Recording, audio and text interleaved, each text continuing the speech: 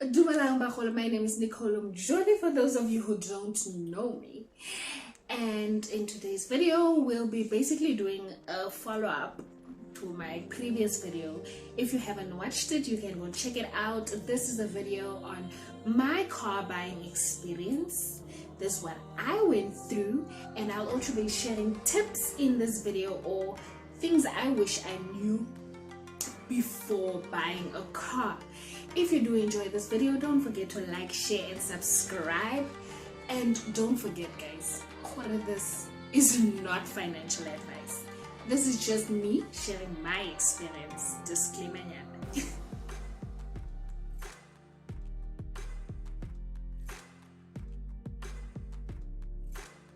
Alright, so in part 1 I told you guys what happened with my car buying experience, right? So I'm just continuing from there. Sharp, did the applications, got rejected. First round, second round, I got accepted. Mogele got her car.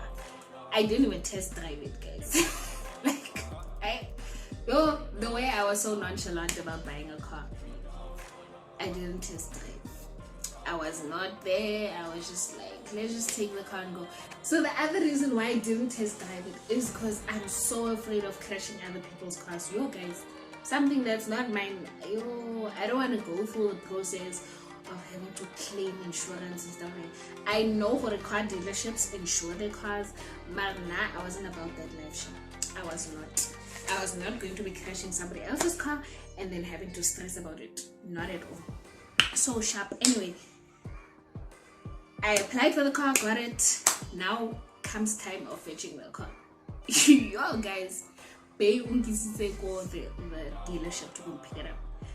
I did not even want to drive it. I was like, nope, driving my new baby, I'm not gonna do that. I was like, baby, please drive my car.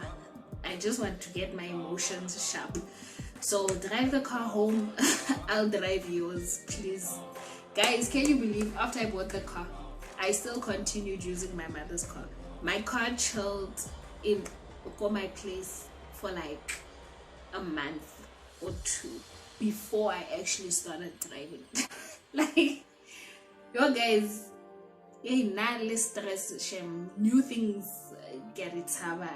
Even when I buy a new phone, I don't even want to use it. I don't want to take it out. I don't want to be robbed. I just leave it for a little while. So that's what happened. My colleagues didn't know I had bought a car. When everybody else was buying their car, then only I told them, yeah guys, actually. So anyway, I returned my mother's car and now I'm driving my baby. Guys, remember I didn't even like this car when I bought it. Now I'm in love with my baby. It's my baby. She even has a name, guys. Anyway, so I have a book here, so don't mind me looking down, right?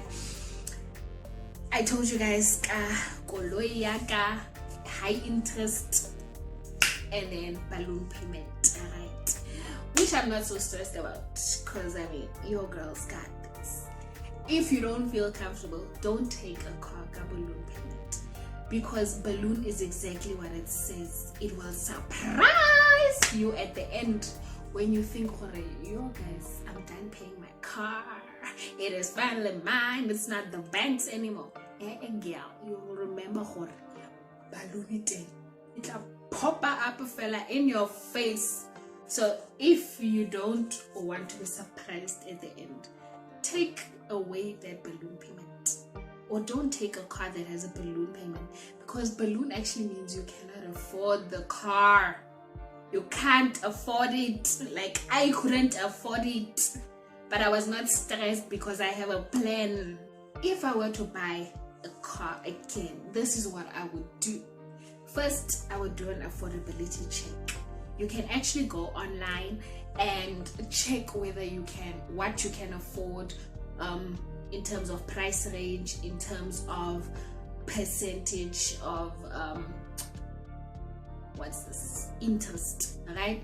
So basically you go on to Google, you search for affordability calculator for koloi, And there you'll put in, for example, if you were to get financed by the bank and they charge you, let's just say you get 200,000 from the bank and interest is say 18%, God forbid, but let's just say interest is 18%, and then you put a period, for example, of 5 years.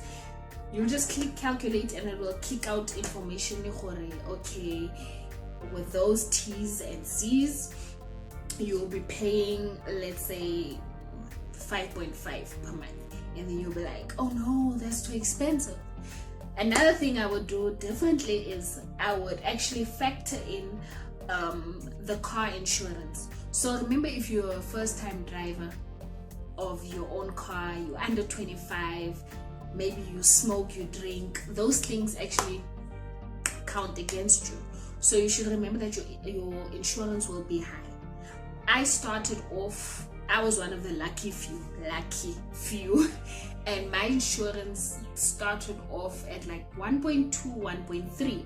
But I know some people who started off with insurance, 2,000 guys, 2 grand yonke. You should remember that. And then remember also, koloi doesn't just need insurance, it's like a tracker as well. Luckily, car trackers, you get some cheap nana ones that are like 100 rand per month. I don't know about 200, but anyway, 100 rand per month, around those ranges. So you must factor in insurance, car insurance, tracker.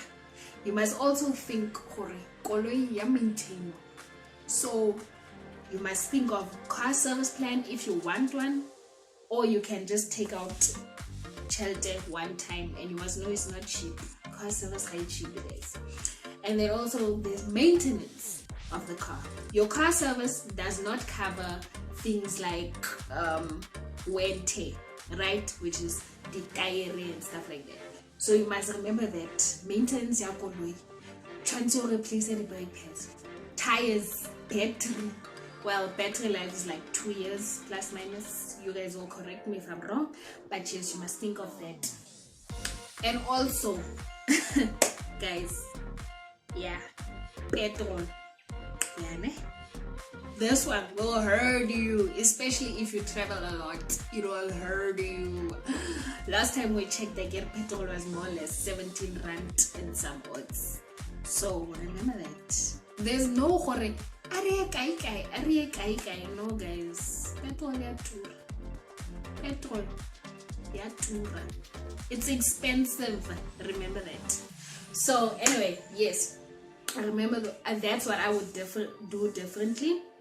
I would look at insurance, I'd look at maintenance, I'd look at service plan. Obviously my car still was on the service plan when I bought it, because I didn't buy a brand new car, right? But I bought koloi that was still on the service plan, right?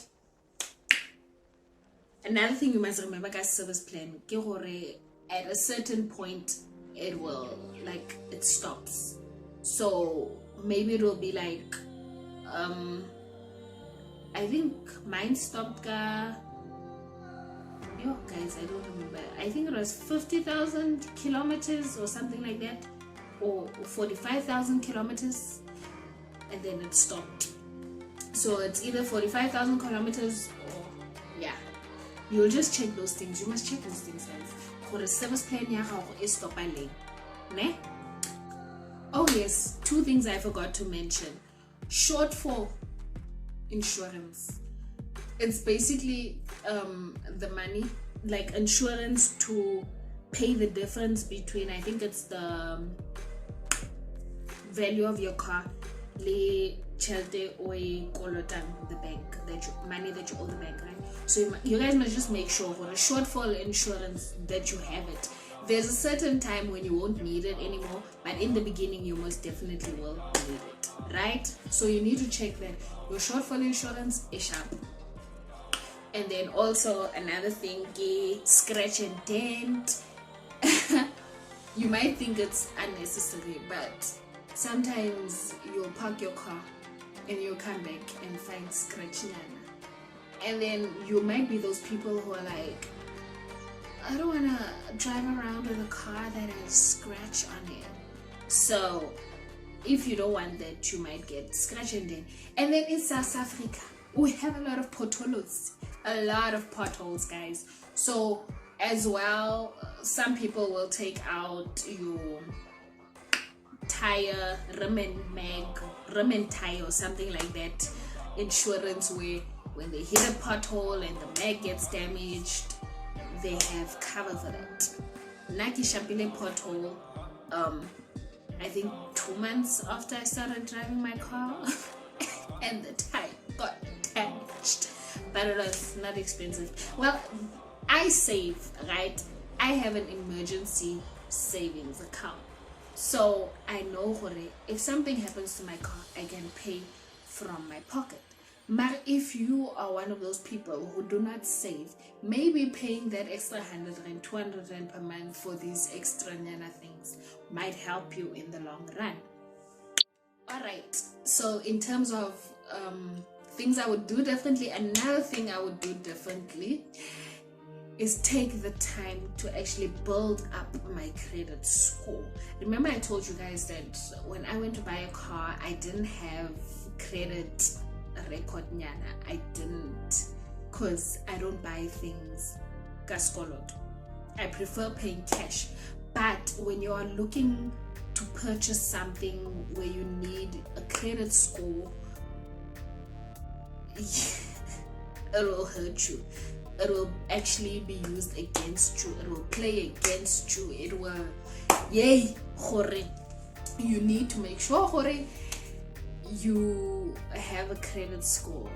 Even if you take out a small account, go, well, I don't know if Pepper has accounts, but go Mr. Price, go Jet, go Edgar's, go those places. Make sure you have a smaller account there so that you can build up your credit record, right? A good credit record. Please pay your things, guys.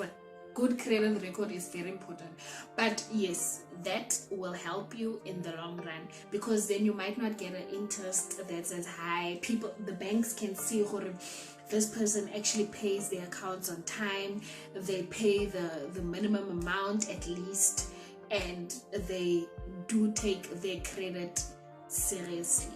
So yes, build up your credit score, do an affordability check, calculate and factor in all the extra costs that come with having a car, like your petrol, your maintenance, your insurance, all those things, tracker and stuff like that. Do those things, guys. Don't just go and buy a car like me. And then something else to consider when buying a car is the brand, because like I said in my previous videos, some car brands, like the parts are difficult to find, or they take time to find. And remember, when something is scarce, chances are that it will be expensive. So if you go to a shop and you think, Peugeot, for example, I don't know other car brands that struggle with parts, but if you go to a shop and you see and you think you'll struggle to find the car parts, then try looking at other brands that are not as difficult when it comes to finding car parts, because your car will be stuck there for 3 months, and you'll have to pay for maybe carpooling with somebody else, maybe petrol, maybe you'll have to pay for public transport, or it will just get stuck and then next thing you have to get it towed, and you have to go and pay for where it's gonna be parked if you don't have a proper parking space, and then you're gonna, all those extra costs. So always consider the brand that you always consider these things when you're buying a car. Don't just look at any brand. Look at those things. Are the car parts easy to find? Is this car easy to repair? Is the maintenance cheap and stuff like that, right? And speaking of struggling to find car parts, if you're going to buy a second-hand car, make sure that it's from a reputable place, guys. You can't just, some people do look after cars. You can buy a second-hand car from a private seller directly, but chances are that the car might have problems. Not all cars have problems, guys, please. Not all of them have problems, but some can. So do make sure when you're going to buy a car, or go with an expert, or go with someone who's been through the process before. Don't be sweet talked into something, or you might forget to check some things and then it gives you problems down the line. Check those things, and it's much easier, from my personal experience, much easier if you buy from a reputable source, because when you have problems, or like let's say in the first week, you know exactly where to go and sort out that problem. So if you're buying your car from like an auction, or you're buying it from a private seller and stuff like that, you might be buying it footstoots, which means you're buying it as is. If a problem comes, if you see a problem maybe a day later or 2 days later, I'm not sure about the period, but if you do see a problem, they might say, no, you bought it as is, there's nothing we can do about it. Whereas if you're buying it from a car dealership that sells demos, or that sells second-hand cars with low mileage or stuff like that, chances are higher that it was maintained well, the maintenance plan, the service plan was followed well, all those things. So yeah, do consider that. You can buy brand new also, but I'm specifically referring to buying second-hand and used cars, pre-loved or pre-owned cars. Do check proper places to buy from. You don't want to be stuck with a car that is giving you problems. If something looks cheap and you see the price is low, buying a car maybe 30,000, you need to think maybe you're going to spend 90,000 to fix that car. So rather buy from someone you can trust, or place you can trust. Oh yes, and there's something I forgot to mention with car insurance. You need to make sure you know what your excess is. Excess is like money you pay. Say now you were involved in a crash and they say you need to pay an excess of 5,000 rand. That's the money you need to pay in order to receive, let's say, 45,000 rand to fix your car. So you need to make sure when you're signing that contract, your insurance, you know where or how much your excess is. It's not nice finding out by the time you need to fix your car that your excess is actually in percentage.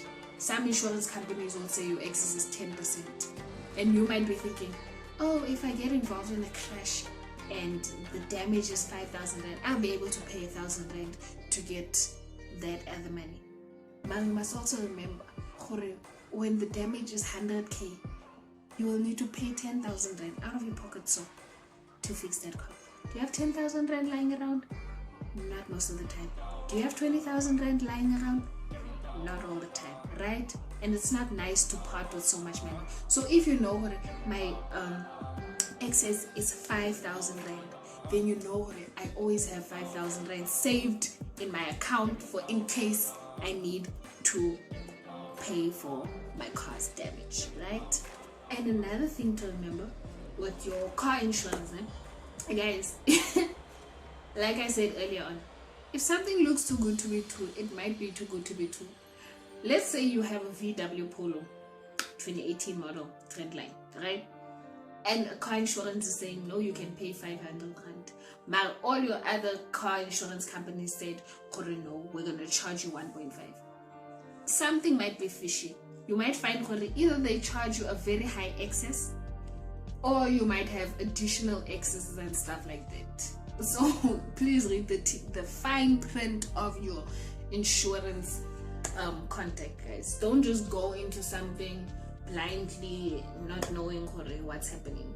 And then a way you guys can actually, okay, so when you buy your car, right, at the dealership, or when I bought my car at the car dealership, they didn't allow me to leave without taking insurance, right? So that's a nice thing. But then you can actually change the car insurance after that.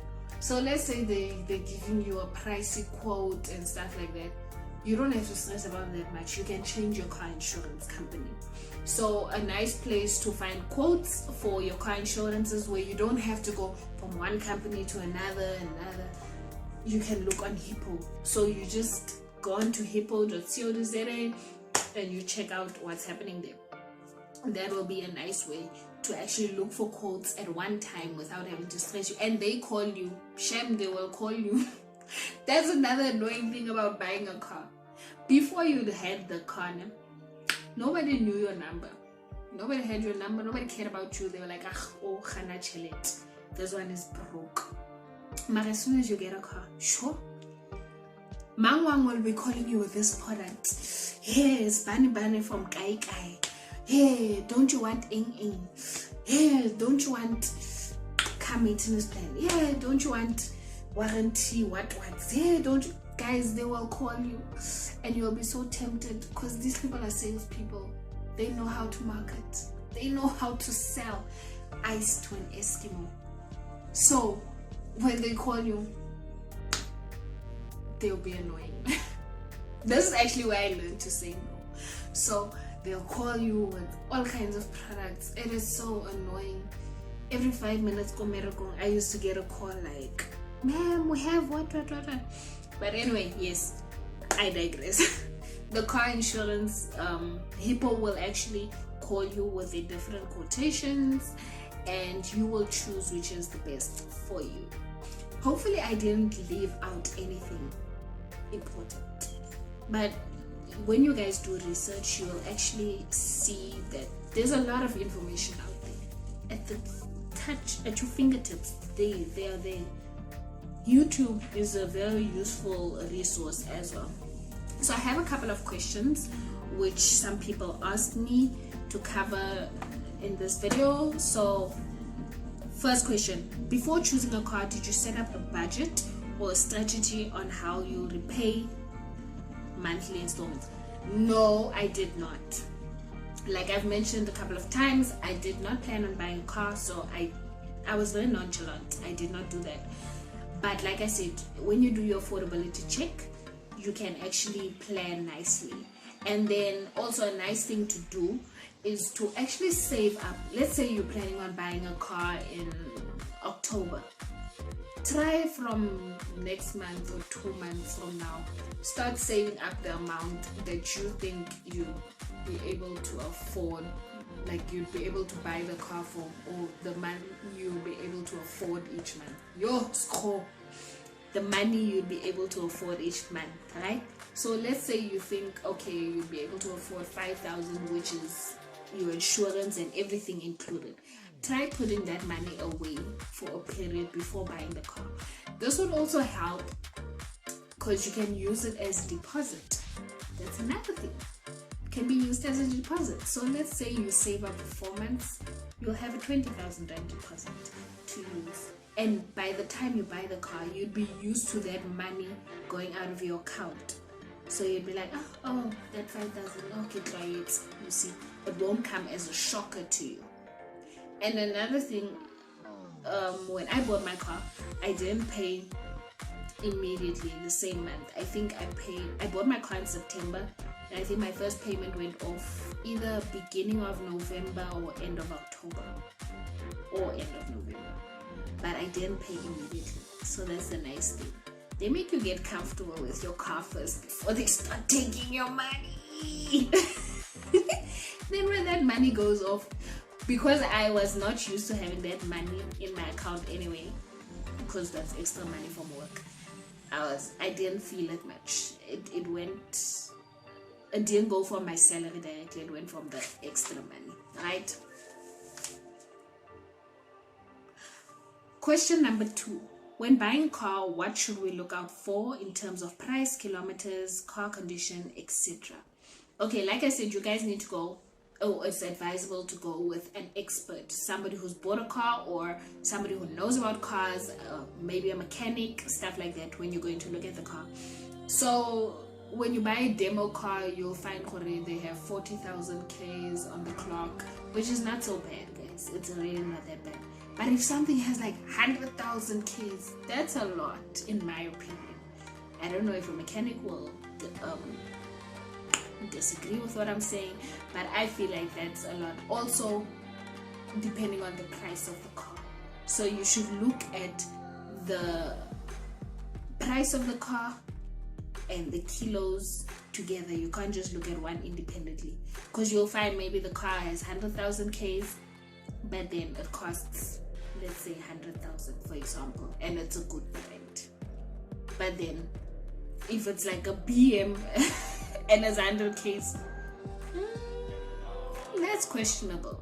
So obviously you look at those things right next to each other, right? And then which car insurances would you recommend? I wouldn't recommend any, because different people have different experience with different companies. Obviously it's nice to compare quotes, so Hippo would be a place where you can actually compare quotes, and also you have to compare things like what's included in the insurance. You might find that one company is cheaper than the other, but then they offer less than that other company, right? Next question. When did you start saving? I didn't start saving because I didn't plan on buying a car. I just went and bought it. Next question. Was it worth it? I say yes, it was worth it, because now when I buy a house one day, I won't have to stress kakoloi. So yes, obviously when you're buying a car, you need to look at different factors. You need to look at, will it be better buying this car because then I won't have to go in a taxi anymore, or will it be cheaper using public transport, right?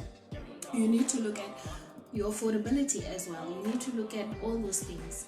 So stability, another thing. So you need to consider those things, right? Second last question. How did you know which car you wanted? I didn't know. I really didn't know. And you'll find a lot of the times when you'll think you'll be able to buy your dream car and then you can't afford it. So maybe you might not, like me, I didn't want a hatchback. I didn't want a small car. I wanted a SUV. So I didn't plan on buying a car anytime soon. So I didn't know that I wanted a small car. Alright? Last one. How did you know it was time to buy a car? Like I said earlier on, I didn't know. I just went to buy. I didn't know. I didn't plan. Basically I was winging it. We just went with the flow. I didn't know I wanted to buy a car. So obviously you will know if you're ready to buy a car. Maybe you're having a baby coming soon and you're like, I don't want to be stuck waiting for a bus with my child, so let me just buy a car. So obviously look at those things, guys. Anyway, this was a long video. I'm even tired from shooting this. Anyway, I hope you guys enjoyed this video. If you did, don't forget to like, share and subscribe, and I'll see you in the next one. Bye.